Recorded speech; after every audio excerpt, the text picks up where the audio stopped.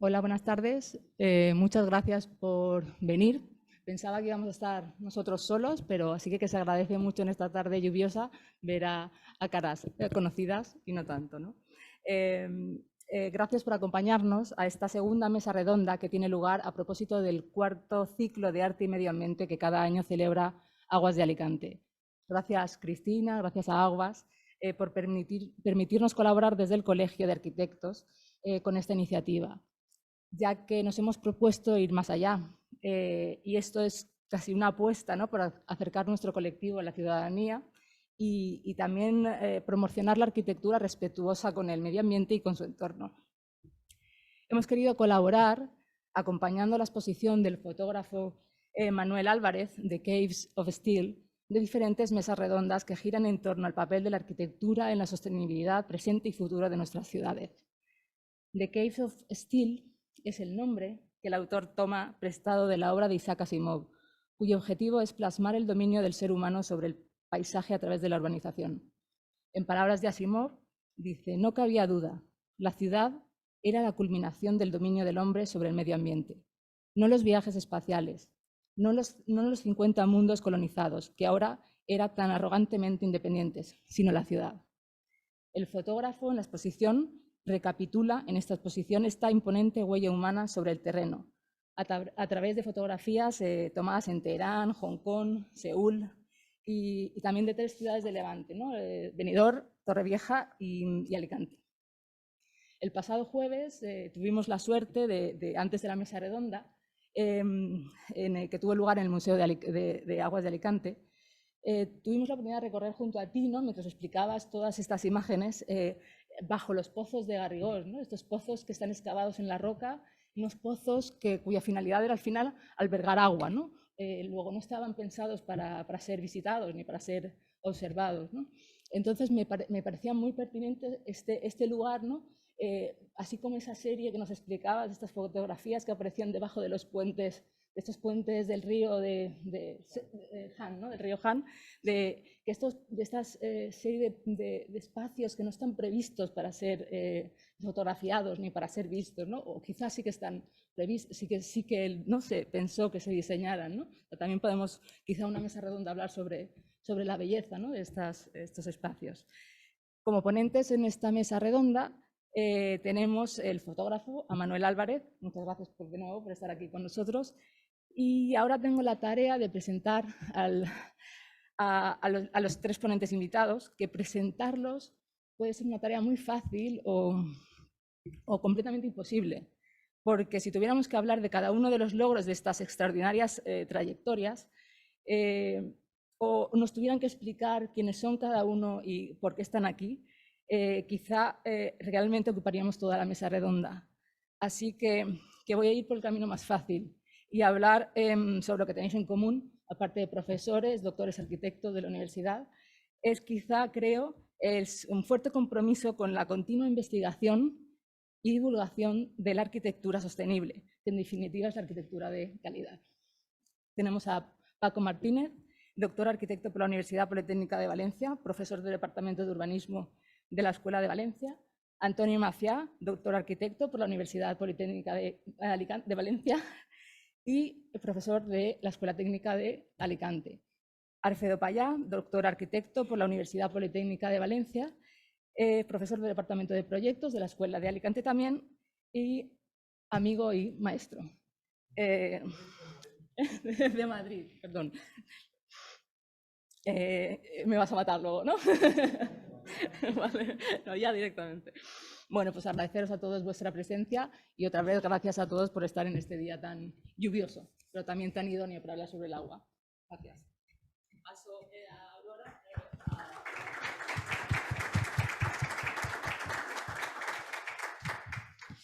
Hola, buenas tardes.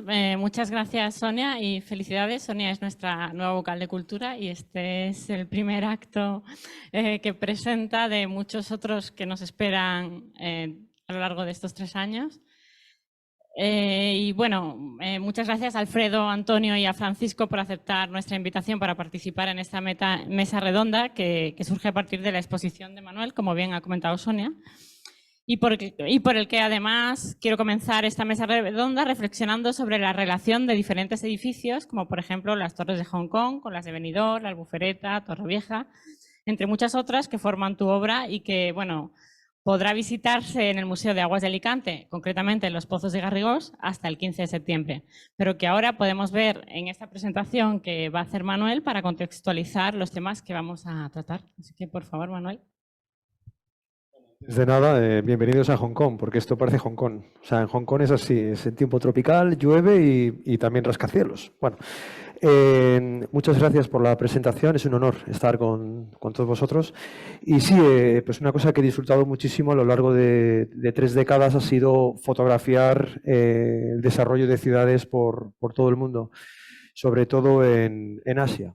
Mi último destino ha sido China, Seúl y Japón, donde he vivido, y gran parte de mi obra fotográfica se concentra en estos países, más Irán también. Entonces, si os parece, os voy a enseñar simplemente unas imágenes. Algunas de ellas forman parte de lo que está en la exposición, pero otras he hecho una selección de muchas ciudades por el mundo donde pongo en contexto la relación de estas ciudades que he visto aquí, que he disfrutado muchísimo fotografiando, que son Benidorm, Alicante y Torrevieja, y de alguna manera he pretendido realizar una conexión, ¿no? Por la tipología de edificios, por la escala. Por ejemplo, esto que veis es Torrevieja, Teherán, va pasando muy rápido, Torrevieja, lo estáis viendo ahora, El Cairo. Siempre en mi trabajo lo que enfatizo es la relación de la arquitectura con el entorno. A veces me centro más en las fachadas de los edificios, ¿no? Buscando una visión más barroca, más de ultradensidad, pero por lo general me interesa mucho esa relación, ¿no? Por ejemplo, Benidorm, ahí tenemos los rascacielos, naturaleza, Teherán, esto es en Doha, por ejemplo, ¿no? Para que es el tipo de construcción que se ha hecho, Benidorm, esa ultradensidad, Teherán, o sea, todo mi trabajo va sobre esto. Ahora, lo que sí que me interesaba era sobre todo poner en relieve las 3 ciudades. Dejo que veáis un poco las fotos y seguidamente hablamos.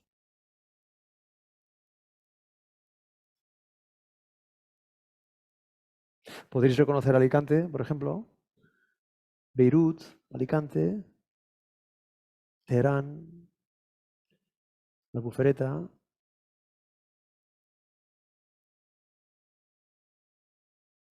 Independientemente del modelo de crecimiento, en Asia es más por razones demográficas, las ciudades han crecido.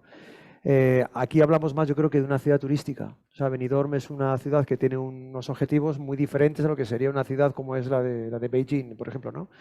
Pero al final sí que es verdad que por unos procesos u otros las ciudades tienen que desarrollarse. A mí lo que me llamó la atención sobre todo es la verticalidad. Yo soy de Santander y en Santander hablar de rascacielos sería un gran problema. Pero aquí en cambio no. Aquí se ha crecido, se ha desarrollado ya incluso a partir de los años 60, 70 verticalmente, ¿no? Que luego pues algo que podremos hablar, ¿no? Si es un modelo acertadamente sostenible o no y es parte, yo sí creo que lo es, pero que yo creo que da pie a hablar entre nosotros, ¿no? Las ciudades, al igual que los seres humanos, no solamente se construyen, también se destruyen. Viste una foto de Beirut durante la guerra entre Hezbollah e Israel. En todo mi trabajo fotográfico no solamente ha sido ya cómo es esa expansión urbanística en el territorio, pero también cómo las ciudades conexionan con nosotros mismos. Las ciudades, al igual que nosotros, yo creo, que viven momentos de transformación continuamente. Si a una ciudad se la deja de cuidar, al final esa ciudad también de alguna manera fallece y se extingue, ¿no? Y hay ciudades pues, que han sido en grandes momentos, han sido grandes metrópolis, pero luego también han tenido una decadencia absoluta, ¿no? Y bueno, y eso es un poco, esta foto aquí en concreto, es una foto sacada en un hotel en Benidorm durante la pandemia. Mi trabajo en Benidorm sobre todo ha sido, se centralizó en la fotografía de los hoteles en la época de pandemia y fue un trabajo increíble, ¿no? Fue como realicé mi primera conexión con la ciudad.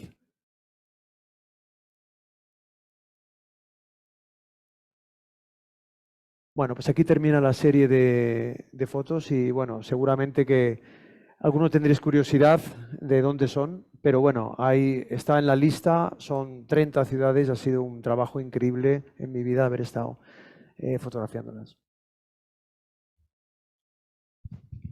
Muy bien, Manuel, muchas gracias. Y bueno, no sé si empiezo por ti a propósito, ¿no? Tú siempre hablas de la generación de un relato de ciudad planteando nuevos modos de observar la ciudad y enamorarse de esta, ¿no? Y en las imágenes salían también imágenes de guerra, que esto también es bastante interesante porque no somos conscientes del papel que juega la arquitectura tanto en la guerra, ¿no? O sea, y un ejemplo muy claro que es del que desde la arquitectura solo ha hablado Fernández Galiano es que uno de los pilotos del 11S era arquitecto, ¿no? Era un arquitecto de formación alemana en Hamburgo, creo. Entonces, ¿cómo, no? O sea, desde esa construcción estética consciente que diseñan los arquitectos, se genera un relato, lo importante que es, tanto para construirlo como para golpearlo una vez que existe. Bueno, existe siempre, ¿no? Entonces, ¿tú qué relato común encuentras en todas estas ciudades que aparecen en tus fotos? Bueno, es curioso que comentas esto. Por ejemplo, claro, yo tuve la gran suerte de vivir en Nueva York. Estuve 12 años en Estados Unidos, hice la carrera ahí y viví en Nueva York. Es más, el día o sea, del impacto de las Torres Gemelas, yo estaba cogiendo un avión desde La Guardia, 10 minutos antes, el avión despegaba La Guardia, antes del impacto. Es más, creo que íbamos de camino a Miami y fue una de las últimas personas que íbamos en avión que vimos las gemelas en su esplendor antes de lo que sería el golpe, ¿no?, diseñado por este arquitecto que era Atta. Curiosamente, después de Nueva York me fui a vivir a Beirut y al Cairo. Atta él mismo venía del barrio de Subra en El Cairo, que es un barrio muy densificado, es de clase humilde, pero nunca te podrías imaginar que una persona tuviera una mente tan perversa como para estrellar un avión, bueno, varios aviones frente a las torres. Pues sí, lo que quiero decir es que nadie se imaginaba que en Nueva York podría haber un atentado terrorista de esa escala, pero quizás era más probable que el conflicto de Hezbollah con Israel derivaba en la destrucción de una cuarta parte de la ciudad de Beirut, que era el barrio de Dahie, que es esa foto que pudisteis ver.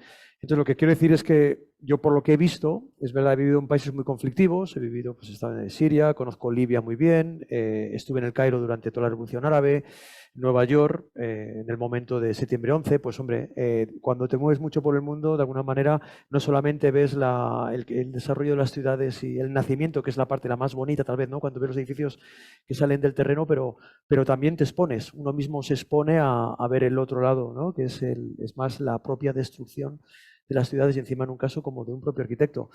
Yo creo que la belleza que tienes como fotógrafo, y para mí fotografiar la ciudad es porque las ciudades al final son reflejo de quiénes somos.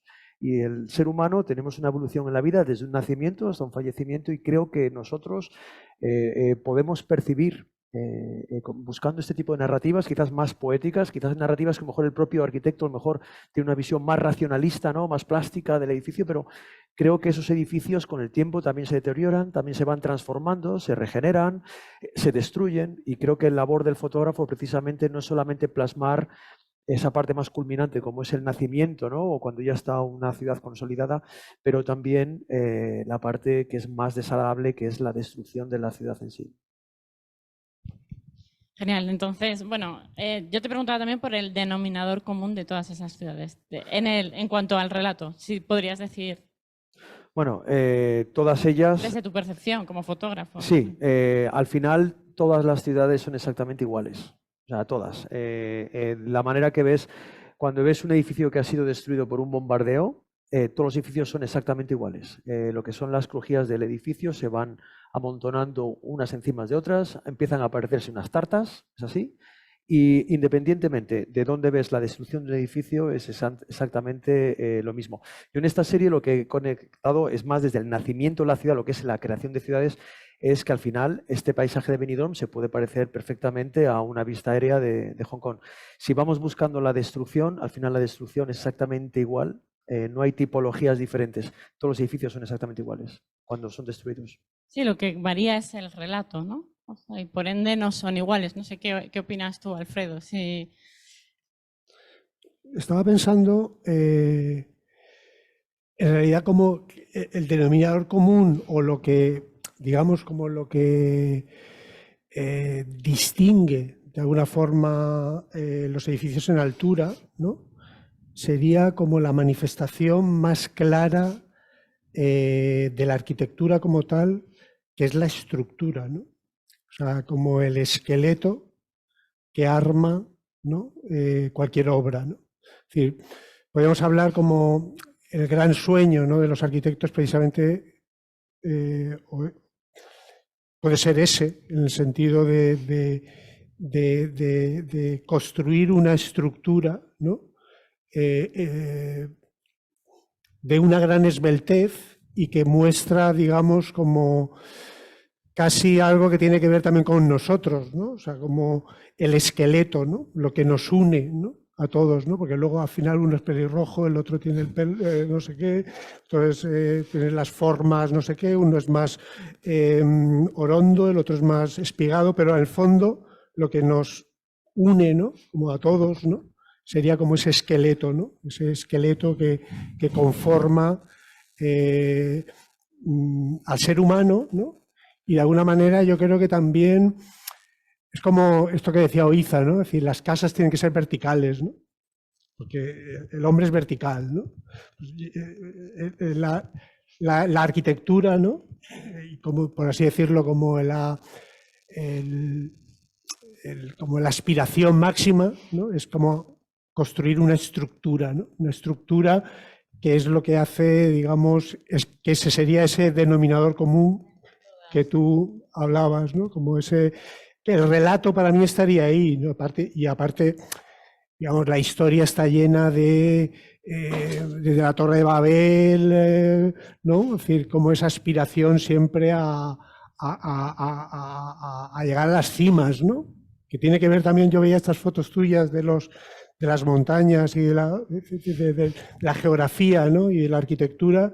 Al final es un poco siempre lo mismo, ¿no? O sea, es la aspiración esa como de llegar a la cima de la montaña, de conquistar una planta más, de construir, digamos, de alguna forma ese esqueleto que nos define como seres humanos, ¿no? No sé si queréis decir algo con respecto a esto.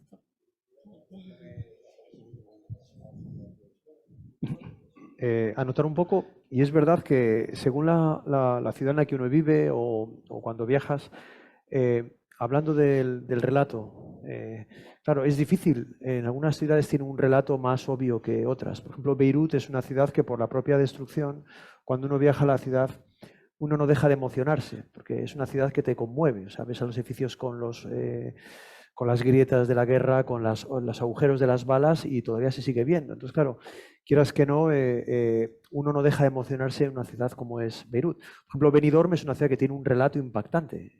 Benidorm, por ejemplo, también, porque por su propia escala y por los edificios que tiene, es una ciudad, vamos a decir, radical.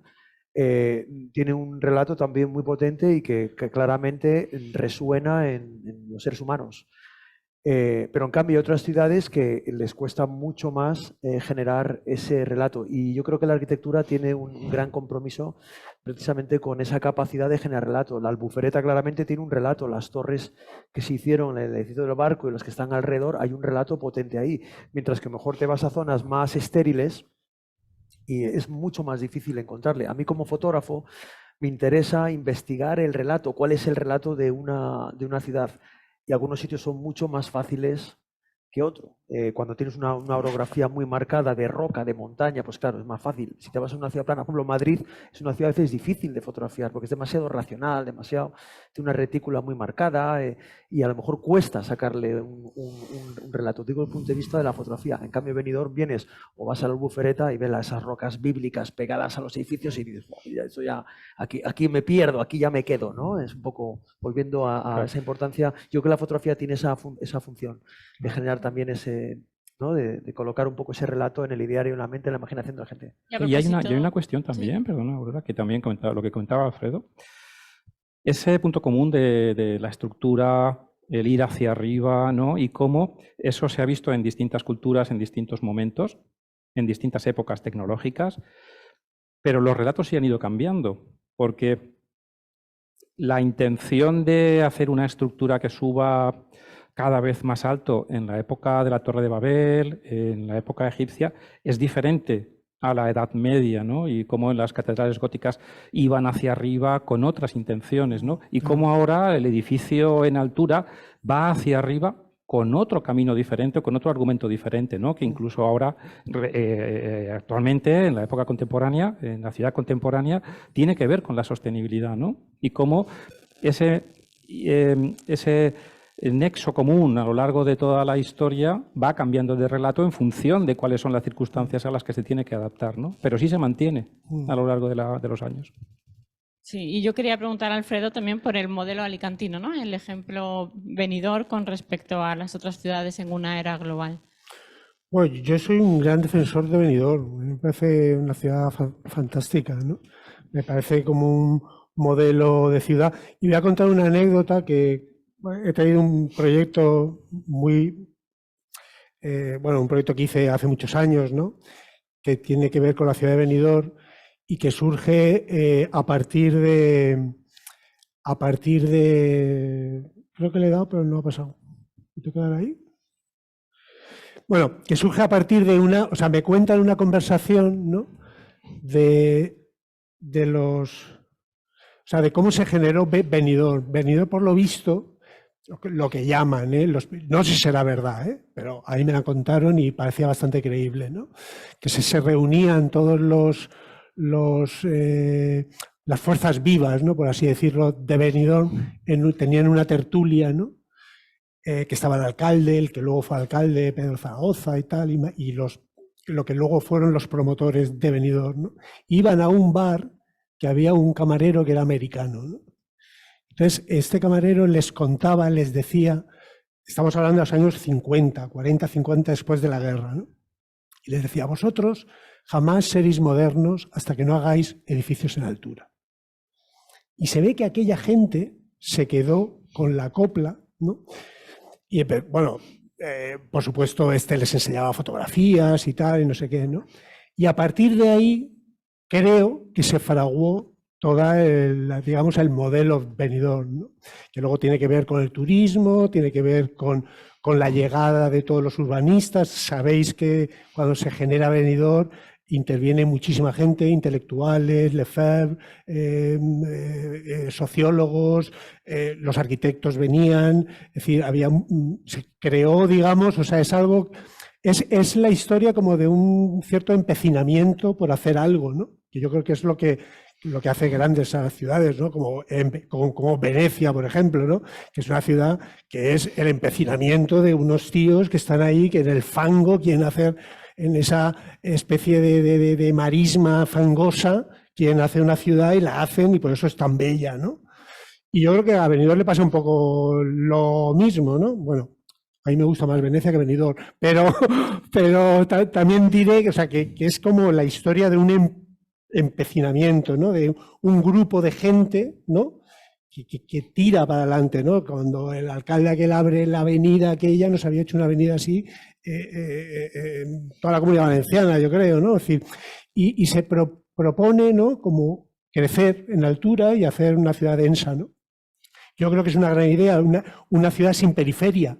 Es una cosa fantástica de Benidorm. No tiene periferia. Pasa como a Las Vegas, no tienen periferia porque son todo una ciudad, ¿no?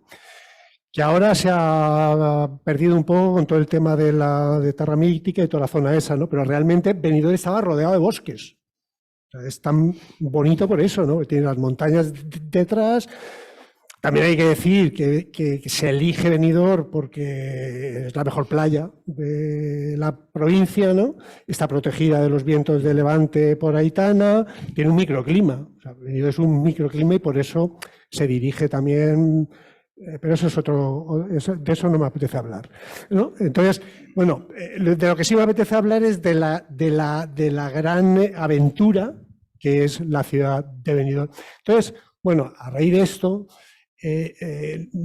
a mí me propone, esto es un concurso de proyecto y obra, ¿no? Es decir, entonces, nosotros lo que hacemos un análisis como de 3 momentos de la ciudad de Benidorm, ¿no?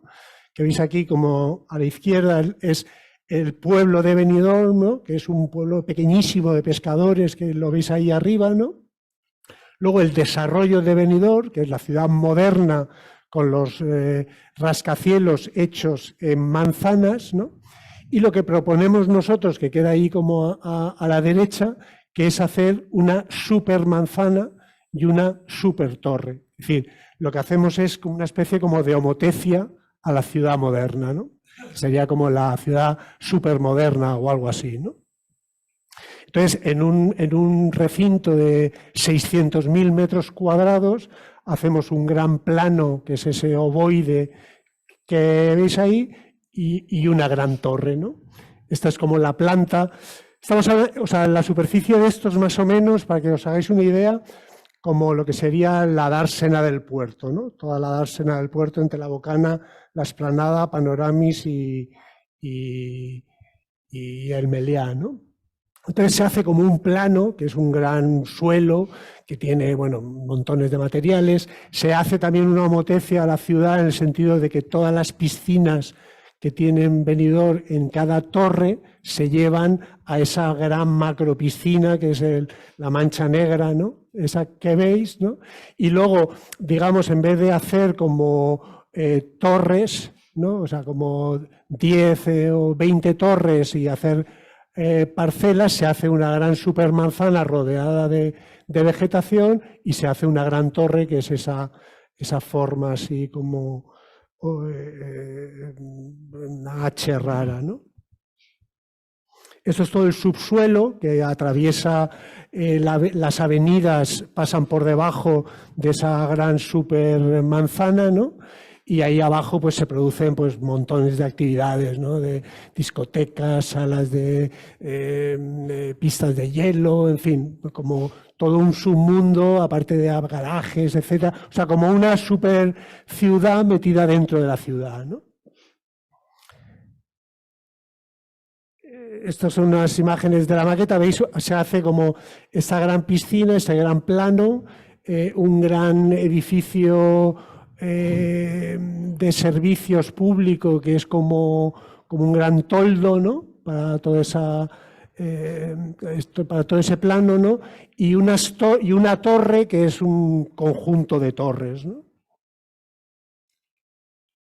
Que es esta imagen, ¿no? Es decir, es un poco como digamos, a partir de esta idea de las torres y de la ciudad moderna, pues proponer, digamos, como otro modelo de ciudad, ¿no?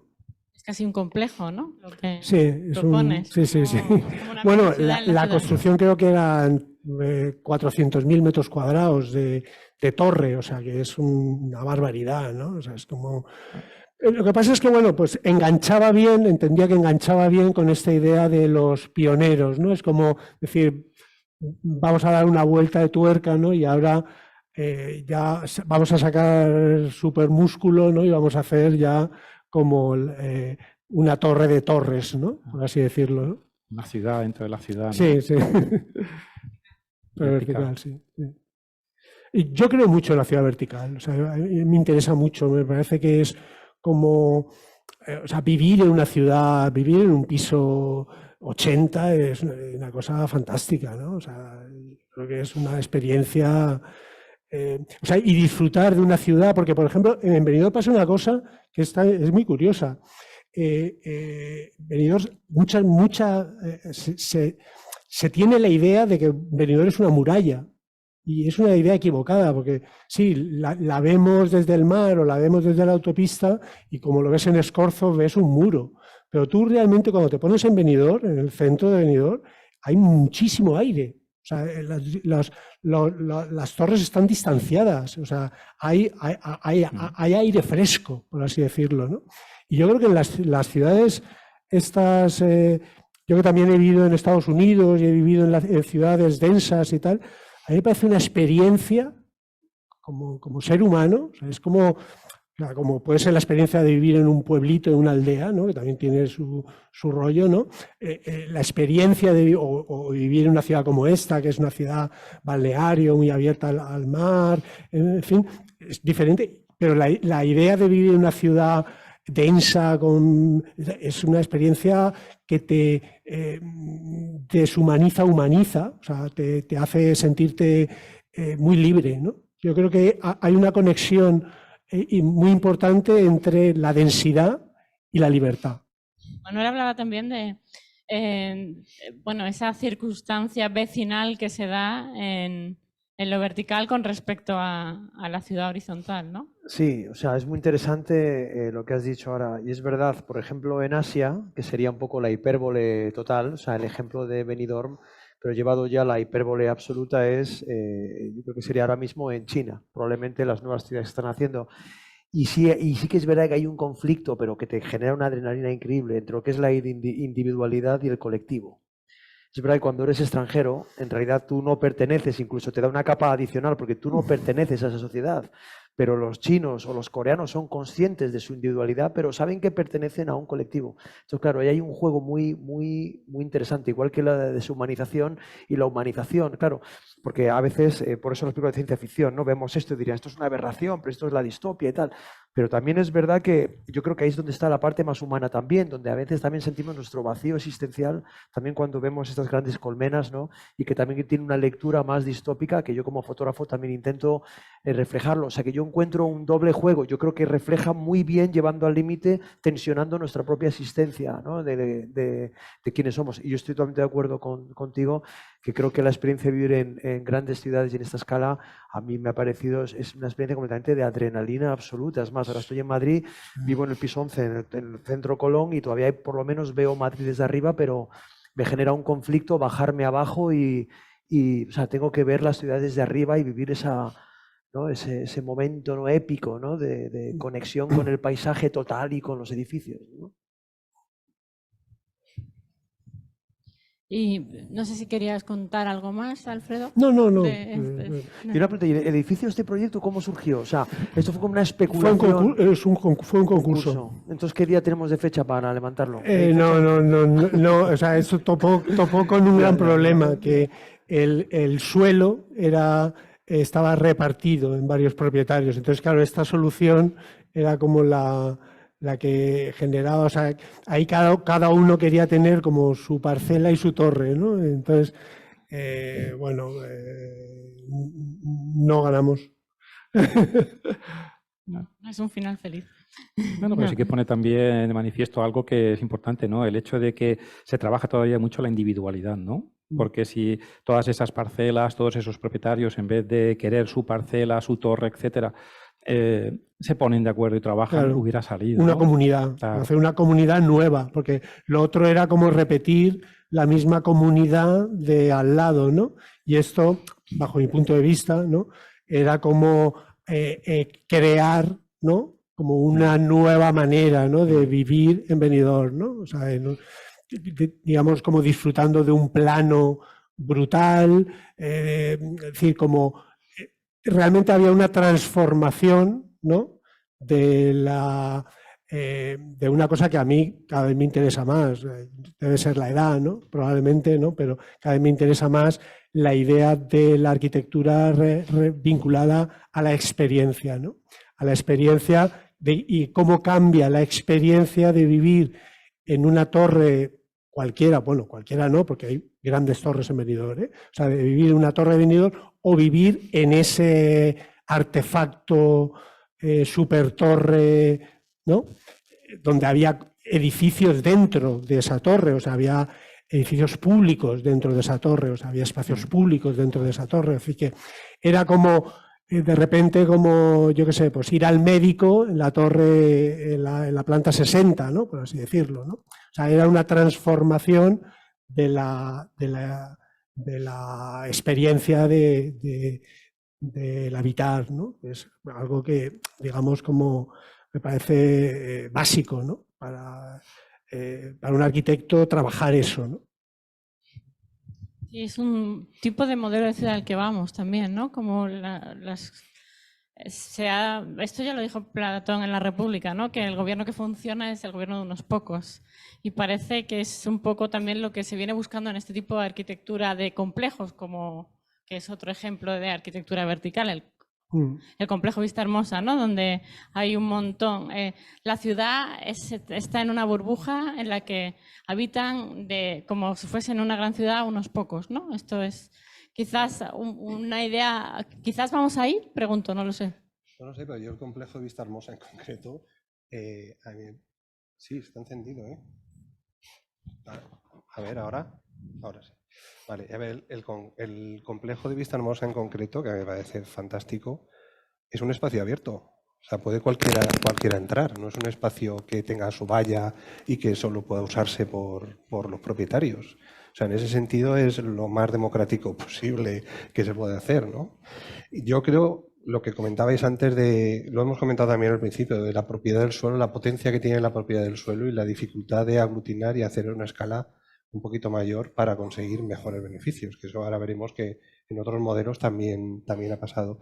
Yo estoy de acuerdo con Alfredo, porque realmente, a ver, Benidorm surge, el primer plan que hay de Benidorm del año 56 de Paco Muñoz es un plan de ciudad jardín. Lo que pasa es que en ese momento lo que hacen es decir, vamos a coger toda la edificabilidad, vamos a juntarla y vamos a ponerla en altura. Por eso sigue teniendo las manzanas y sigue concentrando edificabilidad ahí, ¿no? Y yo tengo una anécdota muy curiosa, lo digo porque has hablado de la avenida y me ha recordado porque además fue una comida estupenda. Una comida que hicimos Juan Antonio García Solera, Paco Muñoz y yo, preparando unas charlas que hubo, ¿no? Juan Antonio García Solera había sido arquitecto municipal de Benidorm y Paco Muñoz era el arquitecto del ministerio. Entonces ellos comentaban, se llevaban muy bien, y comentaban que cuando pasó eso de la avenida, esa famosa avenida grande, pues decía Paco Muñoz que llegó alguien al alcalde y le dijo, oye, ¿cómo vas a hacer aquí una avenida tan grande? Y nada. Dijo, pues ahora 10 metros más, ¿no? O sea, iban un poco de, ahora lo hacemos más grande para un poco para fastidiar, ¿no? O para demostrar ese conjunto, ¿no? Y yo creo que algo que has dicho ahora en unas imágenes que tengo yo de planta se verá, porque Benidorm engaña muchísimo. Cuando lo ves en planta, solo los edificios. Ahora veréis, yo no había hecho ese ejercicio, lo he hecho para preparar aquí y me he quedado un poco fascinado. Sí, sí. Me he quedado fascinado. Ahora lo veréis porque parece importante.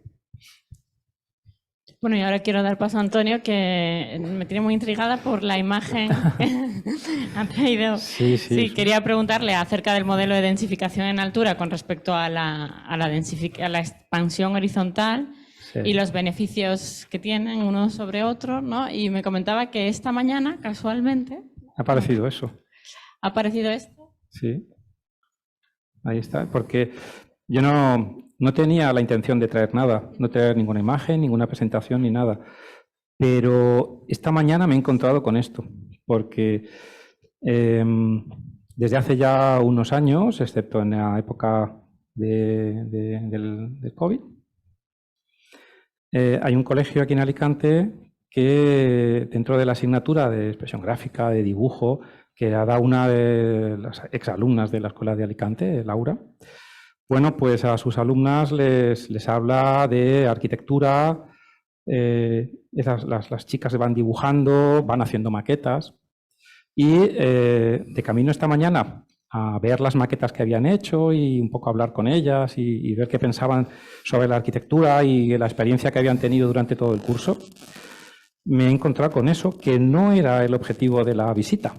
Y entonces me dice Laura, mira, pues si quieres llamo a las dos alumnas que han hecho este trabajo y que te lo expliquen, ¿no? Y yo no sé qué es. Bueno, pues yo creo que viene muy bien para hablar de lo que estamos hablando esta tarde, porque son dos maquetas. Son dos maquetas antisimétricas, porque la que se ve donde pone Repsol, esa es la ciudad no sostenible. Y la otra es la ciudad sostenible, ¿no? Según la visión de unas niñas de 13, 14 años. Y, claro, hablan del verde, hablan de la basura, hablan de los residuos, hablan del mar y lo representan bajo, a un lado menos verde, menos vida, al otro lado más verde, más vida, más denso. Hablan de la energía, de la captación de la energía. Lo van haciendo todo en base a los objetivos de desarrollo sostenible, ¿no? Incluso luego, en la parte del fondo, ponen unos molinos de viento, ¿no? Incluso dice, o les preguntamos si en las dos propuestas hay molinos de viento, ¿no? ¿Y qué diferencia hay? Y dice, no, pero no siempre que se hace o se toma alguna medida que tiene que ver con la sostenibilidad, no siempre se hace bien. Es decir, hay muchas veces que se hace por postureo. Y hay otras veces que se hace porque realmente se hace bien. La mayoría se hace por postureo, ¿no? ¿Eh? Y bueno, y al final, después de que estuvieran contando todo esto, y que al final es un poco lo que están pensando, en general es la sociedad. El otro día se hablaba, el jueves, de la importancia que tiene la educación, la cultura, cómo la cultura es la base para poder realmente cambiar o no cambiar las cosas o para que las cosas sean de una forma o sean de otra, ¿no? Y hablábamos de la educación y creo que quiero recordar que salió también el hecho de que la educación y la formación en edades tempranas era importante, ¿no? Entonces, claro, estas niñas están educándose en este ambiente, ¿no? Y en este entorno, ¿no? Y teniendo en cuenta eso, claro, llamaba una cosa la atención. Y es que los edificios son todos de la misma altura, tanto en una ciudad como en la otra. Y entonces, claro, les preguntaba, ¿y vosotras creéis que una ciudad que tuviera edificios más bajitos y que se fuera extendiendo es mejor o peor que una ciudad en la que condensa la edificabilidad y hace edificios en altura? Y me han contestado todas. Es mejor la bajita que se extiende, se vive mejor. La otra contamina más. La otra es más sucia, la otra es más agresiva, ¿no? Es decir, esa es la mentalidad que hay, ¿no? Ya incluso desde pequeñas, ¿no? Y yo creo que es algo que también es común, ¿no? Esa imagen que se tiene de la ciudad en altura como justo lo contrario de lo que es. O sea, la ciudad compacta, la ciudad que sube, la ciudad que concentra todas las infraestructuras, desde el punto de vista de la sostenibilidad de ciudad, no de edificio, de ciudad, pues eso lógicamente es más sostenible, ¿no? Pero ese no es la idea que tiene la gente, ¿no? La sociedad. O sea que todavía es algo que nosotros lo sabemos y nosotros lo entendemos, pero todavía queda ese trabajo, ¿no? De divulgación, de hablar, de contar y de esa enseñanza, ¿no? Y bueno. Sí, porque lo que está en las cabezas de las personas es que el campo es lo sano, lo sostenible, ¿no? Entonces, claro, es lo que hablabas. Falta educar y enseñar en este aspecto, ¿no? Sí. Y además también ha pasado otra cosa. La otra casualidad, porque esto ha sido una casualidad. Sí, esa ha sido una casualidad, porque el objetivo de la visita de esta mañana no era ese. Era ver las maquetas que habían hecho las alumnas y sus planos y todo en otra aula, ¿no? Y justo hace un rato se ha puesto a llover. Y yo, claro, me he escondido a algún sitio a tomar algo para que se parara de llover, pues llevaba el paraguas. Y eso sí, hace nada, una hora y un poquito. Y estaba sentado tomando un agua y se me acerca una persona que hacía más de un año que no veía, que es propietaria de un hotel en Benidorm. Tienes el día de las casualidades, ¿eh? Claro, yo he empezado a hablar de que venía de una mesa redonda en la televisión para hablar precisamente del problema que hay en Benidorm sobre el turismo, ¿no? Y la ocupación en vivienda turística y los conflictos que eso está provocando en la ciudad, ¿no? A nivel vecinal, porque una cosa es un hotel, otra cosa es un edificio de viviendas, una torre, donde en la planta 7 hay 2 viviendas que son turísticas y 3 que son las habituales de residenciales, ¿no? Y me estaba contando toda esa problemática que había, ¿no? Que salió también la semana pasada, ¿no? Hablando de Málaga, ¿no? Sí, el momento que no veas a la abuela con el nieto jugando al balón en la calle y se ve solamente turistas es también otra manera de cómo matar la identidad de una ciudad. O sea, no hace falta derribar el Hezbollah con Israel. Claro. Es que en Málaga, creo que el 50% de la ocupación, el centro de la ciudad es eso. Es decir, que Alicante tendrá que pensar hacia dónde vamos. Yo creo que lo que es interesante es, no sé si era el sociólogo, era Castells, me parece que lo dijo en un libro, no sé si fue él, dijo, si hubiera 11 Benidorms en el Mediterráneo, toda la costa estaría liberada. O sea, estaría virgen. Y la cosa es cómo concienciar a la población, porque yo ayer cenando con un colega me decía, pero Manolín, eso es una aberración, lo de Benidorm. O sea, ¿qué sucede? O sea, pero ¿qué podemos hacer? ¿Qué se puede hacer a través de la fotografía? Arquitectos, sociólogos, para comunicar que que hay que invertir en el modelo. Si es que hay que invertir, que esto es la solución al entorno. Pero no, es dificilísimo, no hay manera. Quizás 1 de cada 10 ciudadanos lo puede entender, el resto no lo entienden. Sigue siendo una aberración. ¿Qué hay que hacer ahí para invertir y concienciar a la población que no? Que hay que Hay que concentrar a la población y hacia arriba. Eso por eso que es una cuestión también de fondo, ¿no? De educación y de también las propias personas que están formando piensan que lo que ocurre es que en una ciudad en altura es peor, ¿no? Es decir, es un problema también de base, ¿no? Y de percepción de la base, ¿no? Entonces, sí es verdad que hay como pequeños puntos, ¿no? Que tienen que ver también con la arquitectura, ¿no? Como esta profesora que habla a sus alumnas de arquitectura y les habla de otras cosas que no son las que habitualmente ven alrededor suyo, ¿no? Y en sus casas, en sus barrios, en sus calles, ¿no? Entonces, bueno, pero claro, eso es algo puntual, no es algo generalizado, ¿no? Y entonces, claro, la imagen es la otra. Un ejemplo obvio es Los Ángeles y Nueva York. O sea, los de Los Ángeles odian a Nueva York, dicen que están embrujados, están locos, ¿no? Mientras que los de Nueva York tampoco entienden el modelo de cómo se vive en Houston o en Los Ángeles. Y son dos ciudades de una población muy similar. Claro, Los Ángeles tiene una extensión de 100 kilómetros, mientras que Nueva York, en Manhattan y sus 5 boroughs alrededor se concentra todo en una, no sé qué distancia tiene, pero es muchísimo más pequeño. Es decir, y luego, claro, si entramos en consumos, claro, agua, electricidad, energía, claro, y luego otra cosa que claramente lo decía también Alfredo, ¿no? O sea, es que había bosques en Benidorm, pero es que en Benidorm estás en una esquí con la bici y te vas a un pinar, me refiero, eso te lo permite eso, claro, en el momento que extendemos el chicle ya al suburbio y vete tú a ver un bosque, es imposible, ¿no? Sí, puedes abandonar el coche, además, en las ciudades densas, ¿no? Tú puedes ir caminando a los sitios, ¿no? Es decir, aún en grandes ciudades, ¿no? O puedes utilizar el transporte público, etcétera. Sin embargo, en la ciudad extendida, digamos, aparte de otros temas, ¿no? Como son las pérdidas, las conducciones, las instalaciones urbanas, hay unas pérdidas de agua, de consumo de electricidad, etcétera. O sea, yo creo que de hecho, la concentración es lo que está animando, digamos, todas las nuevas ciudades, ¿no? Yo creo que no se planifican ya ciudades extendidas, ¿no? Creo que es pero claro, también viene como del sueño americano, ¿no? De que cada uno tiene su coche, su casa, su jardín, ¿no?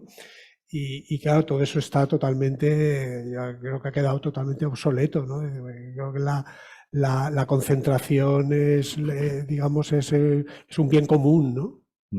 La extensión es un bien particular, ¿no? Tiene que ver con otras aspiraciones, ¿no? Que no Y luego creo que sean claro, contemporáneas, ¿no? Los propios accidentes geográficos también contribuyen a que se levante hacia arriba. Claro, por ejemplo, Corea del Sur es un país, 2/3 son montañas. Corea del Sur tiene el tamaño de Andalucía, pero 2/3 son montañas. Entonces, claro, no queda otra que ir hacia arriba. El problema de Corea es que es un modelo muy americano, o que van hacia arriba, tiene una dependencia muy fuerte en el vehículo.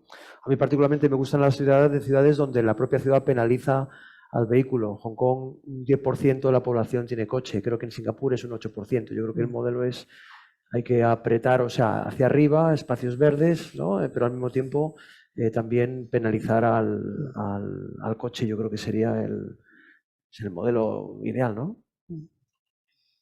Que yo creo que se impondrá con el tiempo, ¿eh? De hecho, en casi todas las ciudades se está intentando sacar el coche, ¿no? de la ciudad, hacer las ciudades más humanas. Yo creo que tiene que ver con los tiempos que vivimos, ¿no? Bueno, en esta ciudad lo estamos viviendo, ¿no?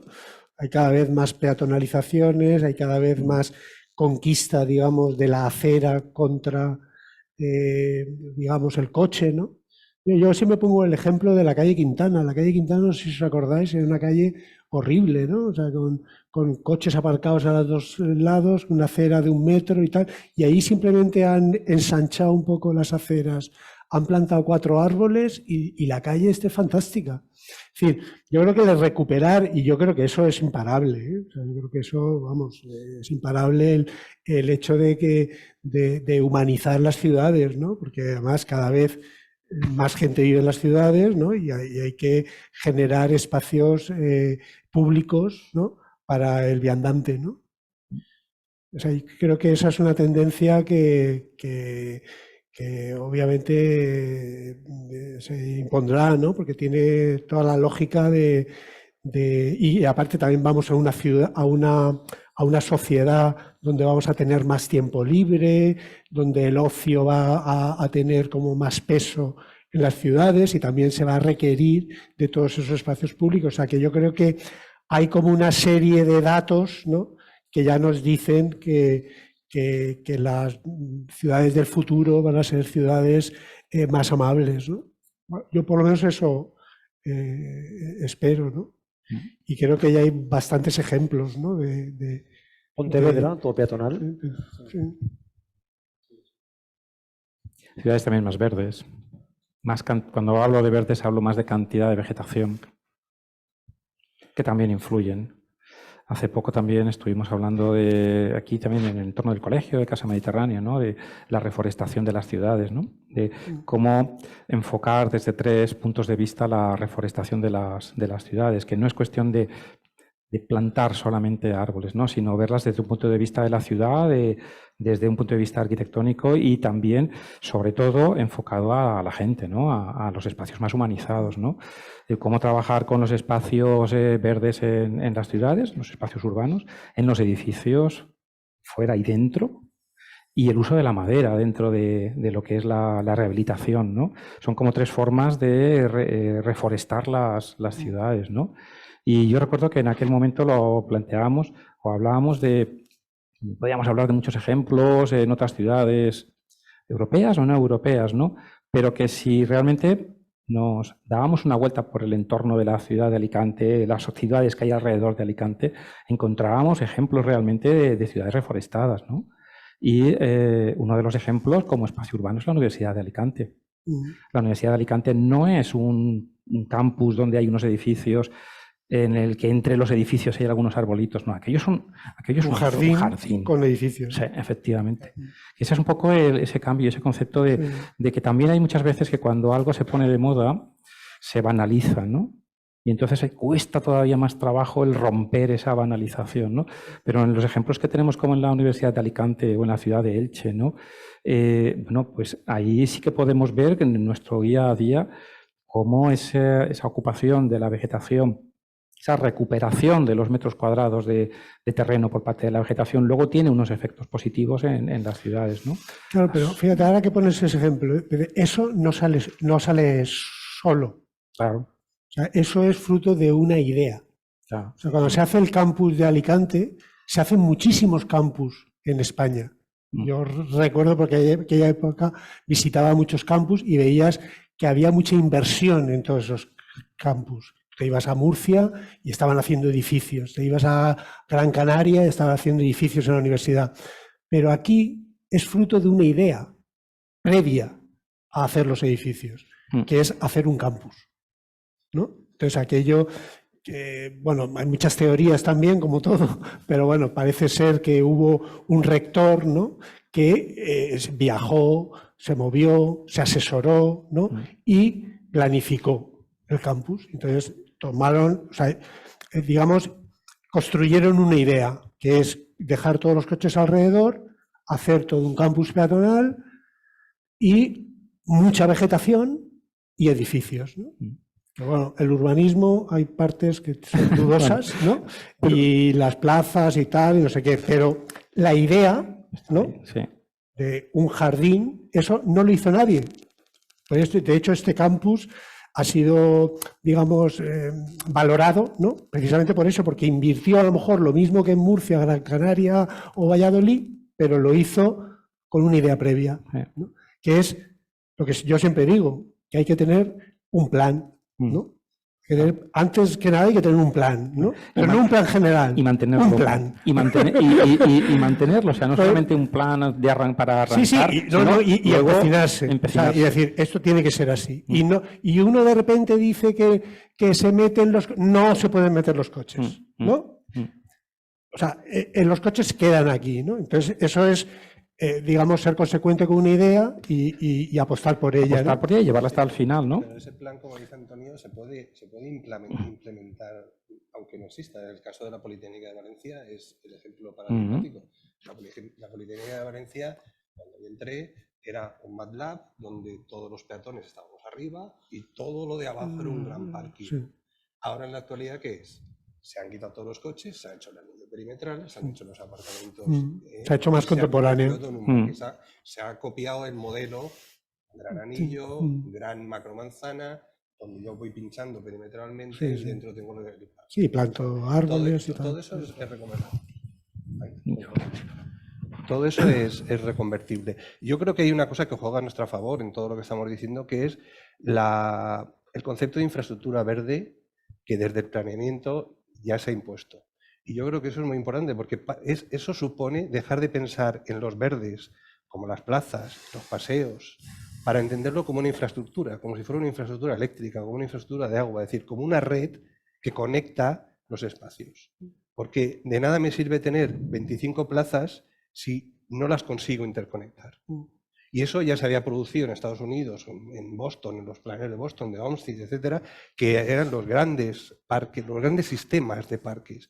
Y yo creo que vamos a eso, y eso va a hacer permeable toda la ciudad de ese verde que estamos hablando. Y eso yo creo que juega a nuestro favor porque se ha incorporado de una forma tan potente y además es de obligado cumplimiento, con lo cual yo creo que eso tendrá su recorrido, porque necesita acomodarse, pero tendrá su fruto en la ciudad.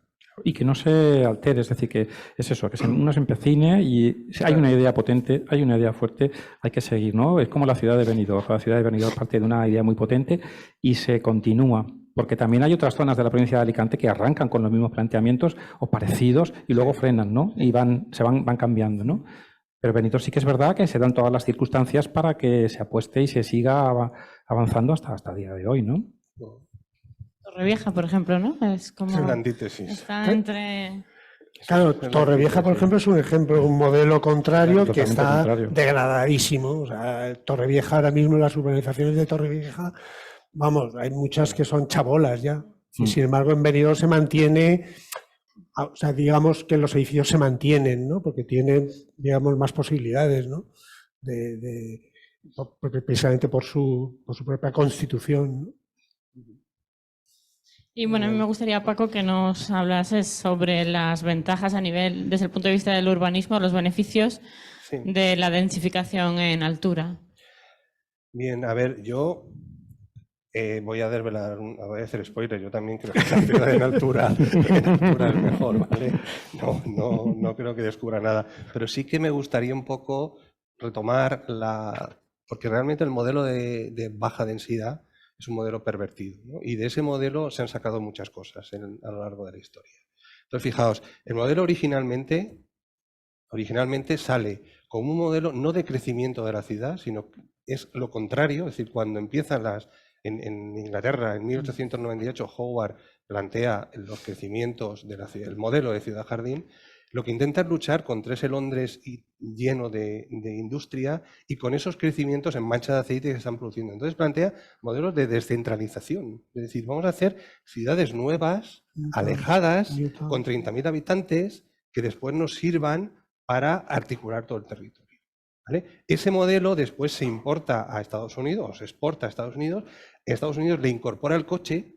Y ahí empiezan a aparecer un montón de las cosas que ahora parece que son la gran novedad. Por ejemplo, aparece el concepto de macromanzana. Todas esas líneas rojas, todo lo interior no tiene coches. Aparece el concepto de macromanzana. Aparece el concepto de la red de verdes. Aparece el concepto de las unidades, de las neighborhood units, de las unidades vecinales, donde el planteamiento es que en un radio de media milla tengo que tener todos los servicios. Eso es la ciudad de los 15 minutos de ahora. Exactamente igual. Es decir, todo eso parte de esos modelos de desarrollo de baja densidad que poco a poco se van densificando. Por ejemplo, cuando llega la modernidad y Mies se va a Estados Unidos, pues Mies en Detroit plantea Lafayette Park. Lafayette Park es una ordenación de baja densidad, pero como él es consciente de que tiene muy poca baja densidad, añade unas torres de edificios para mejorar esa baja densidad, ¿vale? Lo que no puede ser esto, ¿vale? Entonces, cuando pervertimos eso, esto es una foto de Calpe, entre Calpe y Altea, ¿vale? No puede ser esto, que es Rojales o la zona al lado del Parque Natural de las Lagunas, en el caso de Guardamar, ¿vale? Fijaos, antes estábamos hablando del modelo de Torrevieja. ¿vale? Eso es la gran inmensidad que si nos acercamos todavía vamos descubriendo más barbaridades, ¿vale? Pero en cambio, fijaos, esto es Benidorm. Y antes tú decías, Alfredo, no tiene periferia, es que sigue sin tener periferia, es que sigue teniendo verde, sigue siendo un elemento mucho más delimitado, ¿vale? Y Benidorm, fijaos, Torrevieja, según los datos que yo estoy consultando, puede llegar hasta 400.000 habitantes en verano.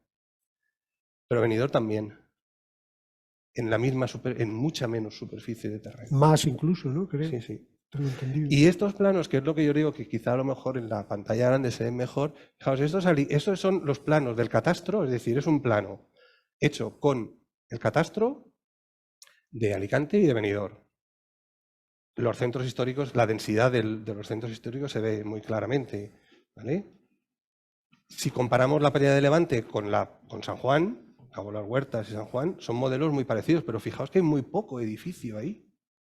Igual que en la playa de San Juan, hay muy poco edificio, lo que es edificio en sí, ¿vale? Y ahora me arrepiento porque tenía otras imágenes en las cuales aparecía lo que está construido, que es a esos edificios, que son los que recoge el catastro, se le añaden los aparcamientos cubiertos con las chapas de no sé qué, más los chiringuitos que añaden nuevos, más los toldos de los comerciales que aparecen, y se densifica mucho más, ¿vale? Pero fijaos, en comparación con Torrevieja Benidorm, es que no tiene nada que ver. Es que eso es un consumo brutal de terreno, brutal. Y además es un desorden, ¿por qué? Porque es un desarrollo que se ha producido en función de la parcelación agrícola. De hecho, muchos de esas urbanizaciones se llaman el limonar, se llama el no sé qué, porque era un campo de limones, era un campo de tal, era un campo de... Claro, en el paradigma que nos estamos moviendo ahora, evidentemente el modelo de alta densidad o el modelo de baja densidad sale siempre perdiendo. El problema yo creo que es encontrar cuál es la densidad buena. ¿Cuál es la buena densidad? ¿Cuál es la que nos correspondería? Porque yo creo que las densidades, como antes comentaba Manuel, de esos países asiáticos son bestiales. En Hong Kong, yo tenía aquí, hay 6.700 habitantes por kilómetro cuadrado en el país. Una densidad brutal. Yo creo que tampoco tenemos que ir a esas densidades, pero tampoco podemos movernos en estas otras.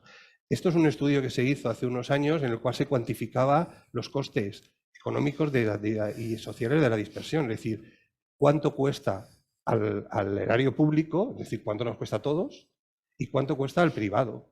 Y están todos fijados del orden de entre 3 y 7 veces mayor la baja densidad que la alta densidad, por todos los costes derivados de esa... instalaciones urbanas. ¿Vale?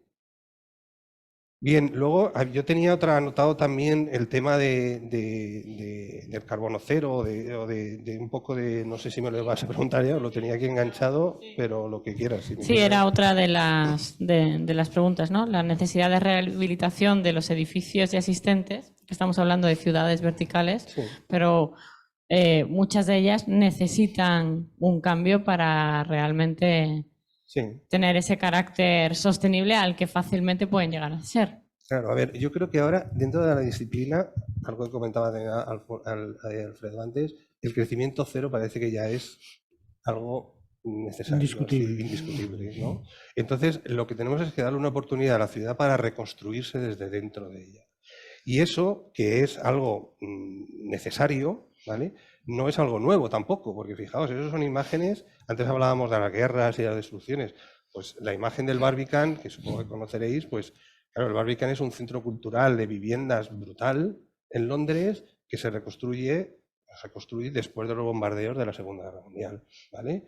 O al margen del proyecto nos puede parecer más salvaje o menos salvaje, los Hudson Yards de Nueva York, que acaban de también ahora terminarse, pues es una reutilización de esos espacios vacantes de carácter industrial. Es decir, yo creo que las ciudades deben buscar sus oportunidades, sus vacíos dentro para recomponerse. Entonces, está muy bien que hagamos eficiencia energética de los edificios, que hagamos rehabilitaciones, pero la ciudad no debe crecer más y lo que debe es volcarse sobre sí misma y buscar esos espacios de oportunidad.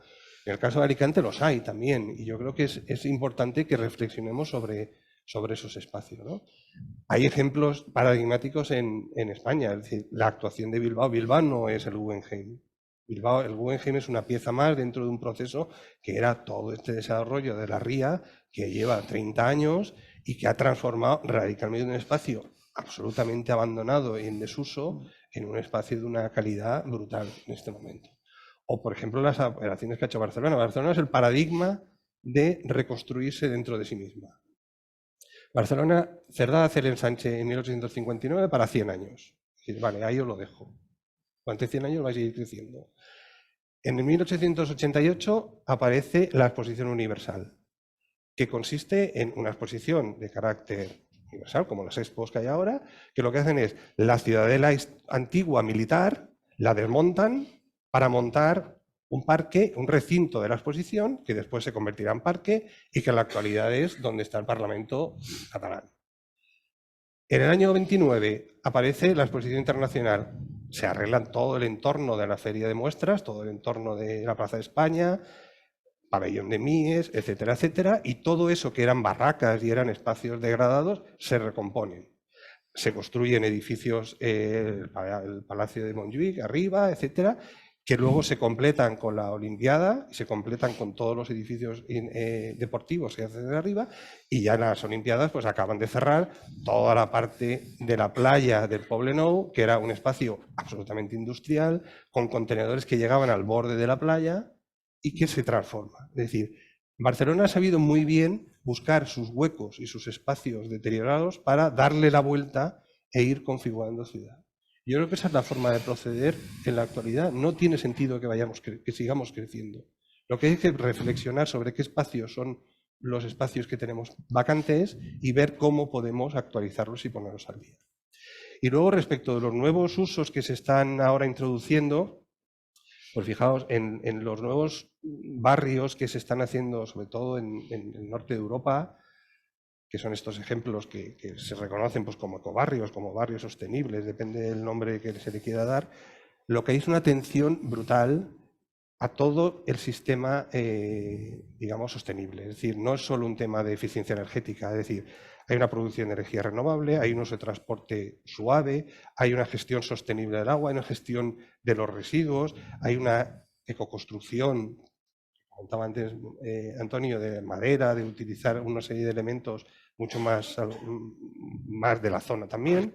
Hay una biodiversidad urbana y hay una diversidad social y funcional. Es decir, todos esos barrios no son barrios ni exclusivos, ni segregados, ni nada de eso. Entonces, por ahí es por donde nos tenemos que mover. Yo creo que no tenemos que seguir desarrollando grandes torreviejas, sino reflexionando sobre las ciudades que tenemos y la forma de ponerlo al día. Y eso es lo que nos va a hacer reducir el carbono, ¿vale?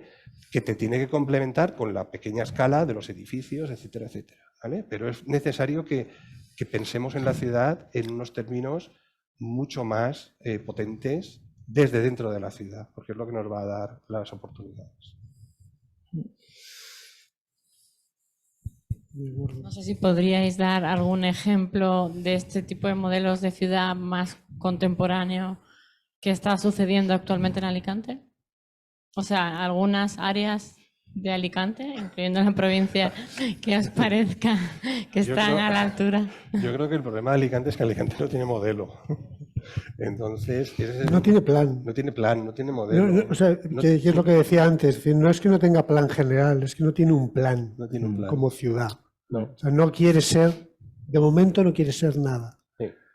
Entonces, yo eso es lo primero que tiene que pensar una ciudad, qué quiere ser, ¿no? Y ese es yo creo que es el drama de esta ciudad, ¿no? Que no quiere ser nada, ¿no? Y entonces yo creo que las ciudades tienen que querer ser algo. No, que no quiere, o sea, que no tiene un plan en el sentido de decir, queremos hacer una ciudad donde la huerta conquiste la ciudad y se extienda hacia la orilla del mar, y entonces crear unas cuñas verdes que entren en la ciudad y que generen espacios públicos y multiplicar la masa de arbolado y generar, o sea, no hay un plan, no hay una idea de a dónde se quiere ir. Y yo creo que esta ciudad tiene unas posibilidades brutales, ¿no? De ser una ciudad ejemplar, ¿no? Porque tiene unas condiciones geográficas, climáticas, de atracción. Porque Alicante atrae gente. Alicante es la única ciudad de la provincia que crece. Cada año crece en población. O sea, es una ciudad que va para arriba. Pero no sabe qué quiere ser. O sea, ¿no creéis, bueno, normalmente pues cuando trabajas en una institución, en una empresa, siempre estás pensando en el forecast, es decir, en qué plan estratégico tienes de futuro. Pero una ciudad también es como un ser vivo, digamos, una ciudad, si tú dibujas o planteas, lo que hablamos el otro día, ¿no? Si planteas el éxito a 20 años y lo comunicas diciendo, mira, si conseguimos esto, el arbolado, todo eso que estamos hablando, va a tener unos beneficios en la salud de las personas. A nivel económico vamos a racionalizar mejor los flujos turísticos porque vamos a ordenarlo mejor o vamos a segregar el turismo donde nos interesa a dónde y en qué época del año y vas haciendo un plan. Y esto, gente que piensa, yo creo que pensamos todos, que puede perfectamente dibujar lo que sería el éxito para un modelo de ciudad como Alicante, de tamaño mediano, ¿no? De mediano grande. Y esos éxitos perfectamente alcanzables. A partir de ahí es como la gestión de proyectos. Se ponen todos los actores que van a trabajar, se ponen los milestones, los stakeholders, dicen, venga, vamos a ir por esta línea, este año corresponde plantar tantos árboles, el siguiente año es recuperar la entrada a la albufereta, que hay que regenerar esa parte, que es fundamental, y los errores urbanísticos del pasado vamos a darles la vuelta y transformarlo en oportunidades. Pero para eso hace falta el plan, ¿no? Es que yo creo que eso es lo que no existe. Es decir, yo la última vez... A ver, los dos últimos planes generales que ha habido en esta ciudad, el plan de Juan Antonio García Solera, sí que tenía un modelo, es decir, crecemos paralelos al mar. Y vamos a apropiarnos del mar y vamos a crear una banda paralela al mar y vamos a utilizar el mar. El plan siguiente es un plan que, fruto de la época en la que se desarrolla, que es en ese periodo de la transición, es un plan que se vuelca sobre la ciudad y se dedica a arreglar la pequeña escala de la ciudad y que abandona esa escala estructural grande de carácter estructural de toda la ciudad, de toda la comarca y de todo el conjunto. Entonces, y ahí no hemos salido. Entonces yo creo que el problema está ahí, en que no hay más allá, no hay un criterio más allá de cumplir unas ordenanzas, hacer un PAI, hacer un PAU, hacer lo que corresponde. No hay una idea. Entonces, no existe. Entonces eso que tú dices, pues es que no podemos buscar agentes, es que no hay ni agentes ni nada. Por una consultora externa, alguien tiene que poner un poco esa inversión. Yo no sé en el nuevo plan si se está en ese sentido trabajando en esa línea, lo desconozco. Pero desde luego, como no nos planteemos qué queremos ser de mayores, no vamos a ser nunca... Vamos a ser mayores, pero no vamos a ser nunca nada. Pero eso es como lo que comentábamos de la universidad, ¿no? Lo que comentaba Alfredo. Es decir, en aquel momento, cuando se planifica el campus de la Universidad de Alicante, hay gente que piensa y planifica y que cuenta con la gente adecuada, pero tiene la idea clara y es la que se lanza, ¿no? En Benidorm igual, en otros sitios igual.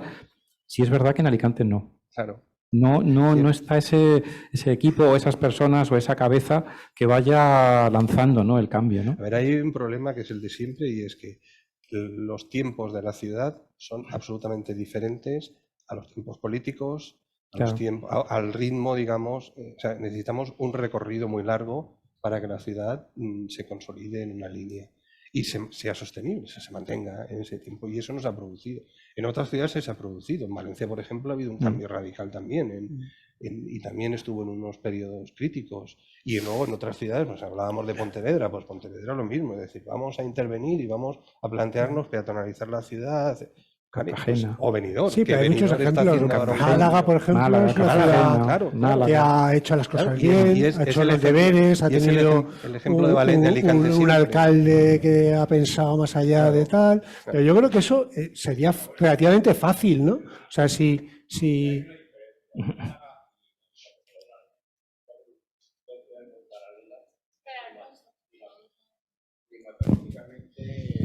conectadas con el mar, en fin, con unas características muy parecidas.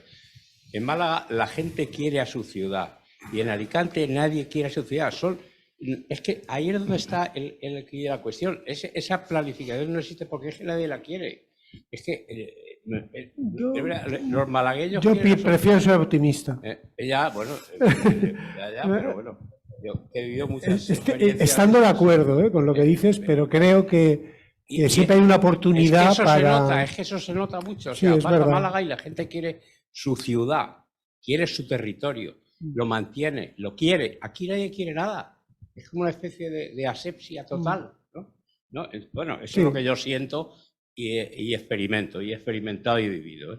Que son dos ciudades muy paralelas en cuanto a características. Aquella se ha desarrollado y aquí está. ¿Pero tú crees que porque los malagueños quieren más a su ciudad Yo creo que o porque han tenido un impulso por parte de los agentes sociales, Bueno, pero de la ciudad, de los consistorios, Pero ¿quién forma esos de las asociaciones Pero- de vecinos? Sí, Es decir, sí, pero ¿quién creo que forma? tiene más que ver con gestión Claro, pero claro, pero- aquí todos sabemos esta ciudad. Todos histórico, conocemos histórico, esta el ciudad y histórico, que no vamos a hablar de eso porque no sé. Pero ¿quién constituye esas asociaciones y esos gremios y tal? La gente de allí. La gente de allí, no exteriores, sí. no gente Pero exterior. sí que creo que hace falta también Claro. alguien que genere un relato que haga que la gente se enamore otra vez de la ciudad. Claro, de claro, las claro. cosas. Por ejemplo, vamos a ver. Seguro que se puede conseguir. O sea, yo creo que si este alcalde de repente se propone. Claro, pero el Bueno, problema es que se lo tiene que proponer. Sí, Si ya. se propone transformar la ciudad, mejorar la ciudad y de repente se asesora. Ya. O sea, Barcelona, o sea, el fenómeno de Barcelona, que tanto se habla, realmente el fenómeno de Barcelona es fruto de unas personas Claro también. que sí, O sea, de un alcalde listo que puso de concejal de urbanismo a un tío, digamos, con criterio y que personas con criterio llamaron a otras Ya, con criterio perfecto. y se produjo un efecto de ilusión, ¿no? Claro. De entusiasmo, de Bueno, transformar la ciudad, como ocurrió también en esto que cuenta Eduardo Mendoza, en la ciudad de los prodigios, ¿no? Es decir, la gente estaba orgullosa Claro, de hacer claro. sus casas y no sé qué. gente Bueno, quiere. pues eso yo Claro. creo que aquí se puede conseguir. O sea, Bueno, yo no me resigno pero a ojalá, pensar que no, todos no. aquí nos da a todos la ciudad igual. A mí me importa la ciudad, ¿no? Claro que Y a mí me importa, gustaría hombre, que eso claro. se produjera, Por ¿no? supuesto que importa, pero que... Pero para eso hay que pero- proponérselo. Claro, pero el relato desgraciadamente que hemos vivido es así, ¿no? Sí, Yo creo que hay pero mucha se pueden gente, cambiar. y Emilio está con la palabra.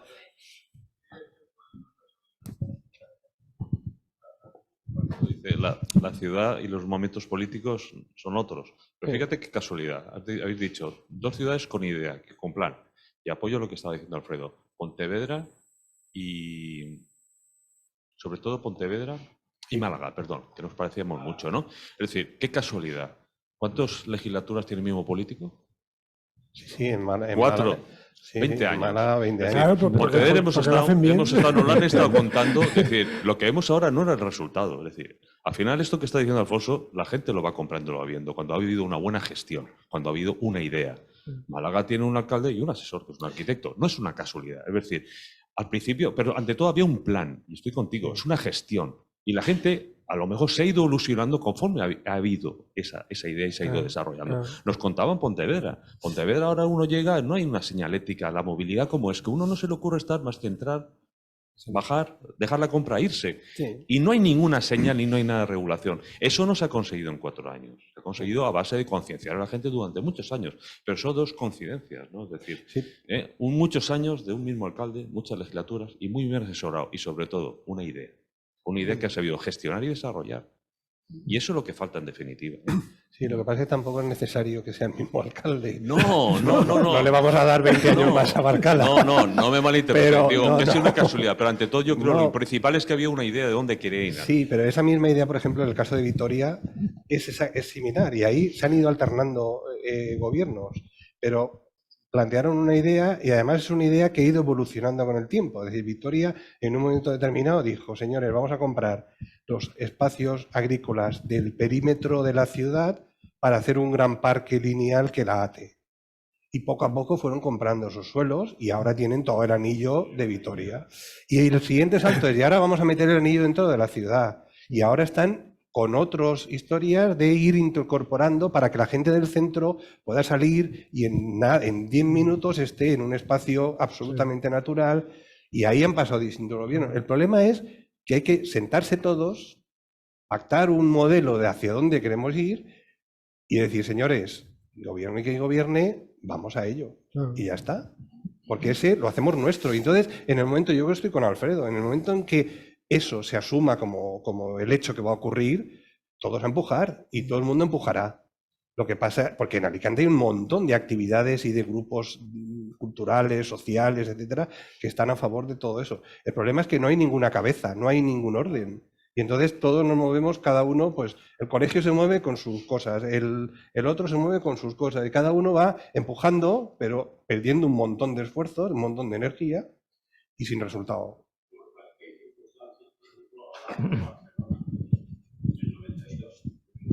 Cuando la Olimpiada, que se transformó gran parte de Barcelona, lo que habéis estado hablando, estaba Oriol Bohigas. Era una persona capaz, y una persona que supo aglutinar un equipo, eso que estáis hablando, pero Oriol Bohigas, que yo estuve allí también, afortunadamente. Y entonces, claro, pues todo eso se desarrolló con unos equipos, ya no solamente de políticos, sino técnicos, que los políticos les cedían, y Barcelona, a partir de los 92, de los Juegos Olímpicos, se transformó y todo esto que habéis estado ocurrió. Y la gente quería su tierra. Que yo vuelvo a insistir en el tema. Aquí hay gente de todo tipo y se quiere poco a la tierra. Y ese es un problema, ¿no?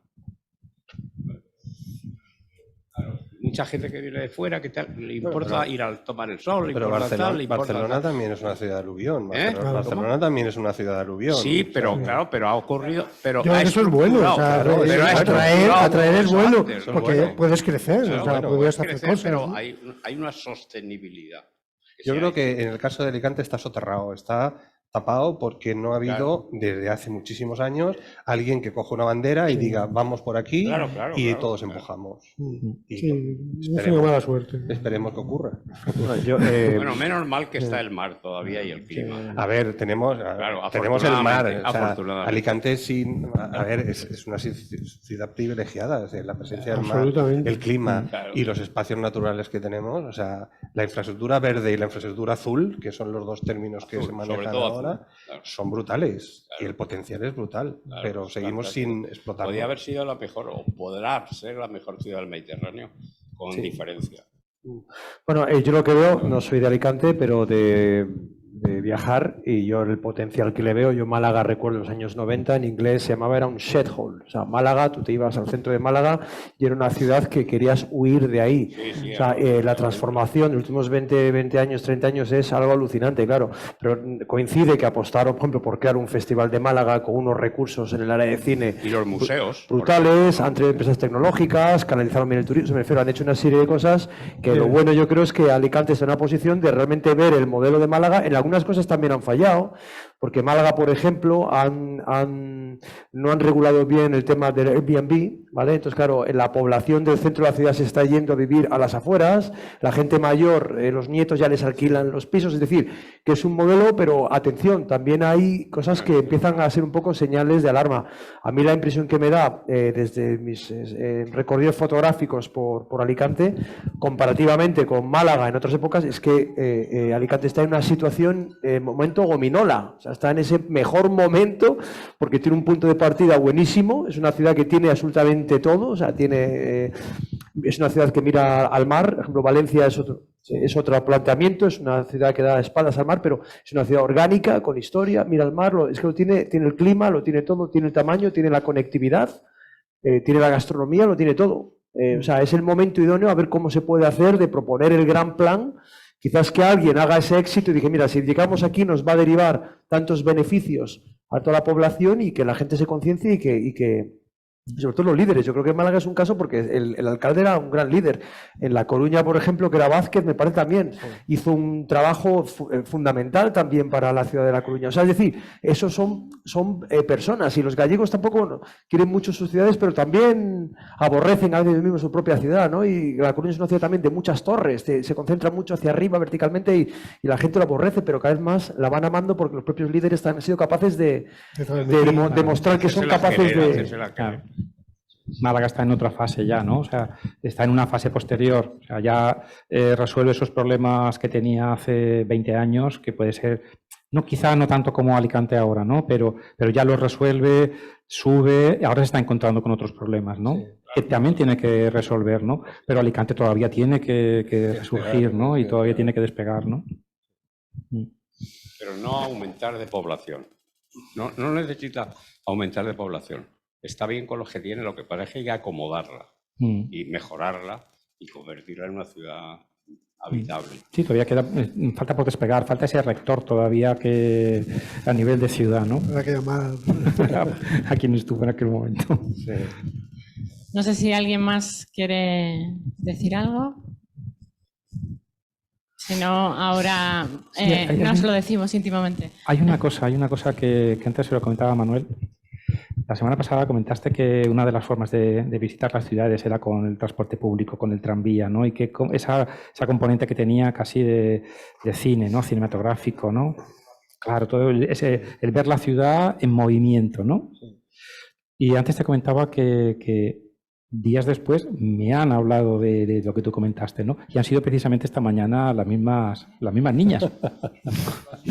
Sí, porque decía, hay una niña que ha hecho una casita y le pregunta que por qué había hecho esa. Dice, no, es que quiero que sea diferente a lo que veo. Y dice, ¿y qué ves, no? Dice, bueno, yo, claro, me subo en el coche con mis padres y veo la ciudad en movimiento. Ha contestado la niña, ¿no? Dice, veo la ciudad en movimiento y me parece monótona. Y siempre es igual. O sea, que me ha recordado mucho, claro, lo que tú has dicho, porque comentaste eso precisamente, ¿no? Claro, las ciudades donde la gente se enamora de ellas es porque te permite vivir tu ciudad desde muchos ángulos. Entonces, claro, volviendo un poco a Piranesi, ¿no? Lo barroco de ver la ciudad, pero sí que es verdad que cuando la gente va a Hong Kong se enamora de ella porque también es verdad que el transporte público tiene una presencialidad muy fuerte en la ciudad. Entonces, claro, es como si fuera una especie de entre las rampas, los tranvías, los barcos. Claro, estás continuamente viendo tu ciudad, enamorándote de tu propia ciudad. Es que es una relación cubista, porque la ves la ciudad desde múltiples ángulos. Creo que es lo que, por ejemplo, Madrid creo que ha fallado. Creo que fue Gallardón, ¿no? Que tuneló todo Madrid. Pero claro, hombre, tiene un elemento bonito ir en los túneles, ¿no? En el underground de Madrid, pero sí, pero también es bonito que las rampas y los metros salgan por arriba, también, porque cuando ves Tokio, también eso le añade dinamismo o Chicago, le genera un dinamismo que nos lleva también al cine. Y cuando uno va en un vagón de tren y vas con tu pareja, ¿no? Y vas viendo la ciudad, ¿no? Y la ves todos los días, pero claro, es bello ver, enamorarte de la ciudad cuando la miras. Y creo que por eso el otro día que me hace mucha gracia lo que comentaban ellas, ¿no? Pero que es verdad. Creo que el tranvía, por ejemplo, ha sido con mis padres, el otro día fuimos de la playa, ¿no? Comiendo ahí, nos fuimos luego al centro de Alicante y en varios minutos y ves la ciudad. Eso es maravilloso, eso no tiene precio. Bueno, ahora tenemos dos opciones. Podemos brindar y seguir hablando más privadamente, o se había caído, pero ha resurgido. Manuel tiene que ir a Los Pozos porque le van a hacer una entrevista allí. Y quien quiera puede ir con él ahora. Hombre, también. Cuando queráis. La verdad es que, Susana, 3 meses, ¿no? Va a estar la exposición. Hasta el 15 de septiembre. No pasa nada. Todo esto está hecho para que también, y vosotros también, ¿eh? Sí, vais a ir a ver la exposición. Sí.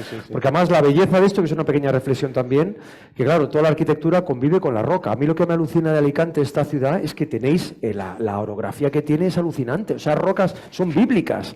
Están sacadas de los cuadros del Renacimiento, ¿sabes? Esos paisajes. Por eso vinieron los griegos aquí. Por eso vinieron los griegos. Les encantó el monte. Les encantó. O sea, de veras que toda esa arquitectura. El monte blanco. Vale, entonces lo que hemos pretendido escenificar en esa exposición es estas fotos de grandes ciudades apoyadas sobre la misma roca que los aljibes del siglo XIX de los pozos de Garrigós. Entonces, claro, no hace falta que vengáis ahora, pero que ir a verlo y así continuéis con la reflexión, ¿no? Y la lleváis también allí debajo de la roca, ¿no? Y una cosa quiero decir, que esta ciudad es para enamorarse ya, o sea, me refiero, este sitio, mis padres están allí, pero es que aquí vivís de maravilla, o sea, esto, yo no sé cómo a alguien no le puede gustar este sitio. Yo vivo en Madrid, vengo aquí, me como el arroz, que estaréis de arroz hasta arriba todos, pero de verdad, esto es un paraíso terrenal. O sea, lo que hay que hacer esto de darle una vuelta más, pero esto es un sitio, pero fetén, maravilloso, o sea, es que esto no lo gana nadie, de veras, ¿eh? O sea, a mí me gusta más Alicante que Málaga, ¿eh? O sea, por cierto. O sea, mira bien.